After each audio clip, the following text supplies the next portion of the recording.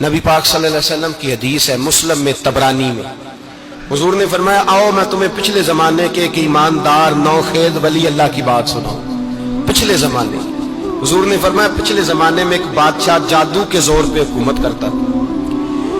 جب وہ ایک جادوگر اس نے رکھا ہوا تھا تو جادوگر اس کو جادو بتاتا، وہ جادو کے زور پر حکومت کرتا۔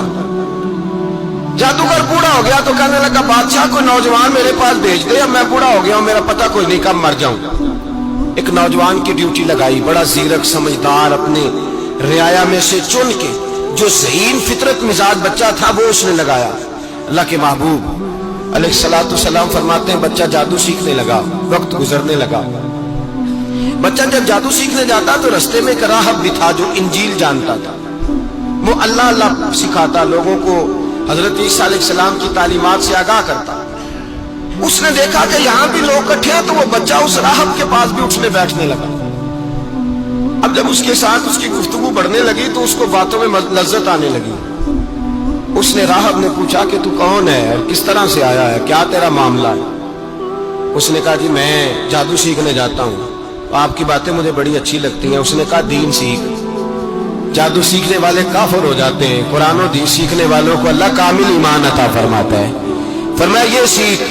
بچہ بیٹھنے لگا، اس کے پاس آنے لگا، باتیں دل میں گھر کرنے لگی۔ ایک وقت آیا کہ مسلمان ہو گیا، اور مسلمان کیسے ہوا؟ بچہ کہتا میں تجربہ کر کے ہوا۔ اب میں تھوڑا سا وقت جادوگر کے پاس بھی جاتا اور باقی سارا وقت وہاں بیٹھتا۔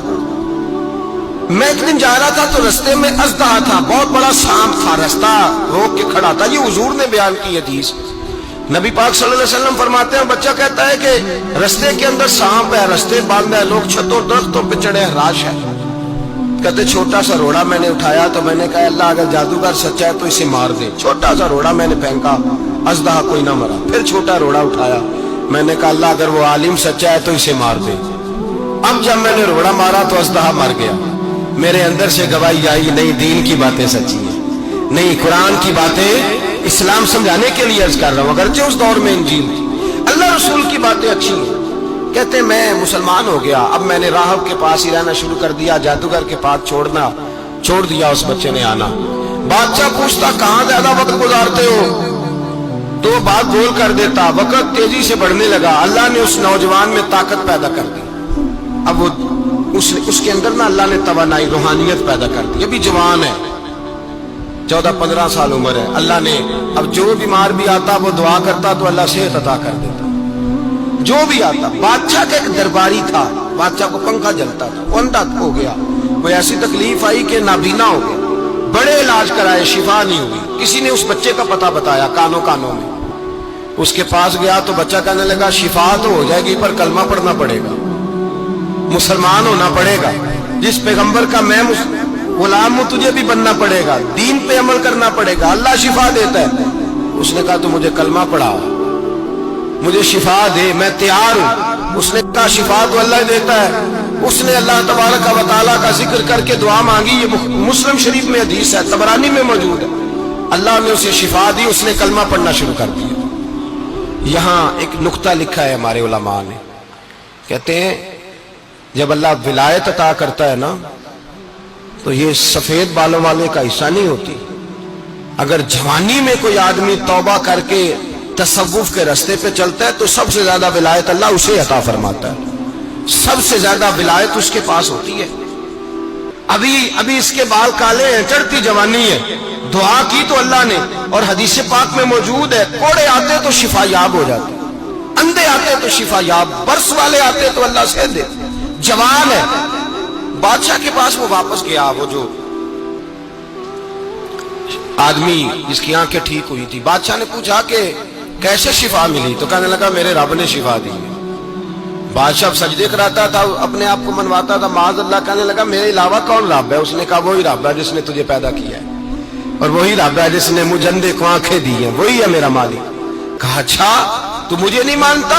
کہا نہیں میں اپنے رب کو مانتا ہوں۔ بادشاہ نے اسے سزا دی، ستایا، اس نے بچے کا پتہ بتایا، پھر بچے کو بلا کے ستایا تو اس راہب کا پتہ بتایا، راہب بھی قتل ہو گیا، نابینا بھی قتل ہو گیا۔ بادشاہ نے کہا سپاہیوں سے اس بچے کو لے جاؤ اور پہاڑ کی چوٹی پہ جا کے نیچے پھینکو تاکہ مر جائے۔ بچہ پہاڑ کی چوٹی پہ گیا تو ہاتھ اٹھا کے کہنے لگا یا اللہ میرے لیے نہیں اپنے لیے، میرے لیے نہیں اپنے لیے انہیں اپنی قدرت کے جلوے دکھا، میرے لیے نہیں۔ اللہ کے بندے اپنی جان بچانے کی دعائیں نہیں مانگتے، اپنے لیے انہیں اپنی قدرت کے جلوے دکھا، یہ دعا مانگی۔ جتنے لوگ ساتھ آئے تھے وہ سارے زمین پہ گرے اور سب مر گئے، پہاڑ سے گر کے مر گئے۔ بچہ واپس سیدھا بادشاہ کے پاس کہنے لگا لو بھائی میرے رب نے مجھے بچا لیا ہے۔ جوان کا ایمان دیکھو، میرے رب نے مجھے، بولو میرے اللہ نے مجھے ایمان کی گواہی دے رہا ہے، میں بچ گیا ہوں، تو جھوٹا ہے، میرا رب سچا ہے۔ اس نے کہا لے جاؤ اس کو دریا میں، کشتی میں بٹھاؤ، بیچ دریا کے جا کے دھکا دے دو۔ بیٹھے کشتی میں، دریا کے بیچ گئے، اور جب جا کے وہاں اس کو دھکا دینے لگے تو اس نے کہا اللہ میرے لیے نہیں اپنے لیے انہیں اپنی قدرت کے جلوے دکھا۔ بس ایک طوفان سا آیا، جتنے سپاہی ساتھ آئے تھے ڈوب کے مر گئے۔ وہ بچہ اٹھا اور سیدھا پھر بادشاہ کے پاس، اسی کے پاس کہنے لگا لو بھائی میرے رب نے مجھے بچا لیا ہے، تیرے پاس آیا ہوں۔ وہ کہنے لگا تو کیا مصیبت میرے گلے پڑ گئی ہے، کیسے جان چھوٹے گی؟ تو بچہ کہنے لگا اگر تو مجھے باندھے درخت کے ساتھ اور سارے ملک کو بلائے، لوگوں اکٹھا کرے، پھر تو مجھے تیر مارنا، میں تجھے بتاؤں گا کیسے مارنا ہے، میں مر جاؤں گا۔ اللہ کا بندہ نوجوان ایمان دیکھو، مرنے کے طریقے بتا رہا ہے، میں تجھے بتاؤں گا میں کیسے مروں گا۔ یہ بات کہی، بادشاہ نے سارا مجمع جمع کیا، ملک سارا باہر آ گیا، درخت کے ساتھ باندھ دیا۔ کہنے لگا بھائی لوگوں یہ مجھے مارنا چاہتا تھا، مار نہیں سکا، اب میں اسے بتانے لگا ہوں کہ میں کیسے مروں گا۔ اسے کہو جب تیر مارے تو ساتھ میرے رب کا نام بھی لے، میں اپنے رب کے نام پہ جان دوں گا، ایمان کی پختگی میں اللہ کے نام پر جان دوں گا۔ اسے کہو رب کے نام پہ مارے، مر جاؤں گا۔ بادشاہ نے اللہ کہہ کے تیر مارا، پیشانی میں لگا، بچے کی روح پرواز کر گئی، جتنا مجمع کھڑا تھا سارا کلمہ پڑھ کے مسلمان ہو گئے، سارے مسلمان ہو گئے، سارے۔ میرے رسول پاک سید عالم صلی اللہ علیہ وسلم نے نوجوانوں کو بتایا جب تمہارے اندر ایمان کی قوت آئے گی تو اللہ تمہاری مدد کرے۔ فرمایا وہ نوخیز ولی تھا، ابھی جوان رانا تھا، ابھی اس کی پیشانی پر جوانی کے آثار تھے، لیکن اس نے اللہ کو راضی کیا، رب کریم کو راضی۔ ولایت کا مطلب بڑھاپا نہیں، ولایت کا مطلب وہ نہیں کہ جب بڑا لمبا وقت گزر جائے تو پھر آدمی آئے کہ نہیں اب کیا کرنا ہے، اب مسجد ہی ہے، اب تو اس کے علاوہ گزارا ہی کوئی نہیں۔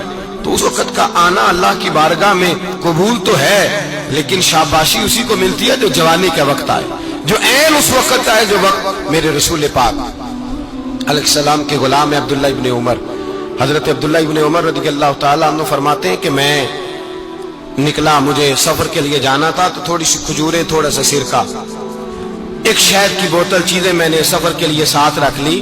میں جب مدینے سے باہر صحرا میں نکلا نا تو رمضان نہیں تھا، غیر رمضان تھا۔ میں نے ایک نوجوان کو دیکھا بکریاں چرا رہا ہے، بکریاں چرا رہا ہے، اے جوان۔ آپ فرماتے ہیں اس کا چہرہ بڑا نورانیت والا، گرد پڑی ہوئی پر بڑا حسین۔ فرماتے ہیں میں نے اس کو کہا کہ آ جاؤ کھانا کھا لو، روزے بھی نہیں تھے۔ کہنے لگا نہیں میں نے روزہ رکھا ہوا ہے۔ فرماتے ہیں میں نے کہا پتہ کروں کہ نیرا نیک ہی ہے کہ پرہیزگار بھی ہے؟ نیک وہ ہوتا ہے جو نماز پڑھے روزہ رکھے، پرہیزگار وہ ہوتا ہے جو گناہ سے بچے، وہ پرہیزگار ہوتا ہے۔ کہا پتہ کروں پرہیزگار بھی ہے کہ نہیں؟ کہتے میں قریب گیا تو میں نے جا کے اس کو کہا بھائی تیری بکریاں بڑی پیاری ہیں، میرا دل کرتا ہے کہ بکری مجھے دے دو۔ کہتے وہ جوان، غربت بھی، پریشانی بھی، پر دامان توکل کی یہ خوبی ہے کہ اس پر پابند لگے ہوتے ہیں، دھبے نہیں ہوتے۔ غربت ہے، کہا جناب ایک بکری دے دو۔ آنے لگا جناب بکریاں میری نہیں، بکریوں کا مالک کوئی اور ہے۔ کہتے میں نے آزمانے کے لیے کہا کہ بکریوں کے مالک کو کہنا ایک بکری بھیڑیا لے گیا ہے، کہہ دینا بھیڑیا لے گیا ہے۔ تو کہتے اس نے میری طرف دیکھا، گرد سے اس کے بال اٹے ہوئے، آنکھوں میں روشنی، چہرے پہ اطمینان، لب و لہجے میں ایمان کی طاقت۔ نوجوان کہنے لگا حضور بکریوں کے مالک کو تو کہہ دوں گا بھیڑیا لے گیا ہے، جب عرش کا مالک پوچھے گا تو کیا جواب دوں گا؟ اللہ کو کیا جواب دوں گا؟ کہتے ہیں میں کانپنے لگا اس کی بات سن کے، واپس آیا، جو کام نکلا تھا وہ چھوڑا، واپس لوٹ آیا۔ میں نے پتا کیا کس کا غلام ہے، پتا چلا فلاں آدمی کا ہے۔ کہتے میں نے پہلے غلام خریدا، پھر پتا کیا تیرے پاس بکریاں کتنی ہیں؟ اس نے کہا 400۔ کہتے میں نے مالک سے ساری بکریاں خریدی، پھر غلام کو بلایا، پھر وہ بکریاں تحفے میں دی، تحفے میں۔ کہنے لگا حضور یہ سارا کچھ مجھے کیسے ملا؟ میں نے کہا تیرا ایمان بڑا پختہ تھا تو میرے رب نے تجھے انعام عطا